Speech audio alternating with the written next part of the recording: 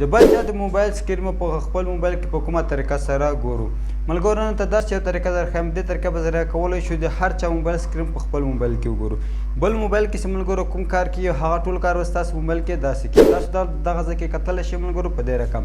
نو ډېره ښه خوندوره طریقه ده او ډېره اسانه. فقط یو کلیک به کوئ د مقابل نفر سکرین به ټول ستاسو موبایل ته راځي. تاسو کولی شئ د هغه د موبایل ګیلري واتساپ هر شی وګورئ. نو ډېره خوندوره طریقه ده ملګرو. طریقې څخه غلط استفاده نه کوئ، یوازې د ضرورت په وخت کې ورڅخه استفاده کوئ. که چیرې غواړئ داسې ښې خوندور معلوماتي ویډیوګانې وګورئ زموږ پیج خامخا سره لایک او مخ ته شیر کړئ. راځئ چې پر ویډیو باندې پیل وکړو. ښه ملګرو دې لپاره چې تاسو د بل چا د موبایل سکرین په خپل موبایل کې وګورئ دې ته یو اپلیکیشن ته ضرورت ده. هغه اپلیکیشن باید تاسو راډاونلوډ کړئ. لاړ به شئ ملګرو پلی سټور ته. پلی سټور ته لاړئ هلته به تاسو ولیکئ ملګرو ویني میټینګ. کله چې دغه تاسو ولیکل ملګرو دغه نورنی اپلیکیشن به تاسو ته راواوړئ او دغه اپلیکیشن به راډاونلوډ کړئ. کله هم چې ملګرو اپلیکیشن نه ډاونلوډ کړو اپلیکیشن به اوپن کړئ. ښه ملګرو تاسو مکمله طریقه یې درښیم.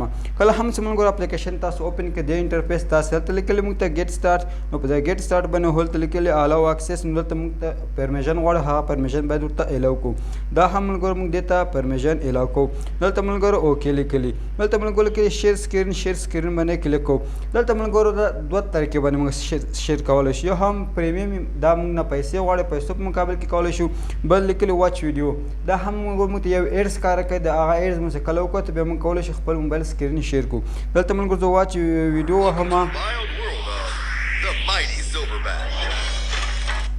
ملګرو دا وړوکی ایډز ده. دا ایډز موږ ته راغی او د ایډز مو وکتل. هغې څخه وروسته بیا موږ کولی شو د خپل موبایل بل چا سره شیر کړو یا هم د هغه موبایل خپل موبایل کې شیر کړو. لږ ورته انتظار کېږو ملګرو تر څو دغه ایډز په مکمله توګه ختم شي. ملګرو کله هم چې تاسو دغه اعلان وکړه داسې یو صفحه موږ ته راځي لیکلي سټارټ. نو ملګرو په دغه سټارټ باندې کلیک کوو. کله هم ملګرو چې موږ په سټارټ باندې کلیک وکړو لږ ورته انتظار کېږو ملګرو ته لیکلي شیر لینک. د شیر لینک باندې کلیک کړو ملګرو. دا به تاسو په واتساپ کې یا هم په مسنجر کې یو چا ته لیږئ. هر کله ملګرو چې دا ولیږئ نو هغه ته مقابل نفر ته به داسې یو لینک را خلاص شي ملګرو. هغه نفر هر کله په دغه لینک باندې کلیک وکړو د هغه مکمل سکرین به ستاسو موبایل ته راشي.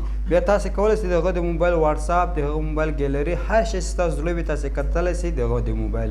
نو دا ملګرو زموږ نن ویډیو چې دا ویډیو مو خوښ شوي او څه معلومات مو حاصل کړي وي. که چیرې غواړئ په آینده کې داسې ښې خوندور معلوماتي ویډیوګانې وګورئ زموږ پیج خامخا سره لایک او فالو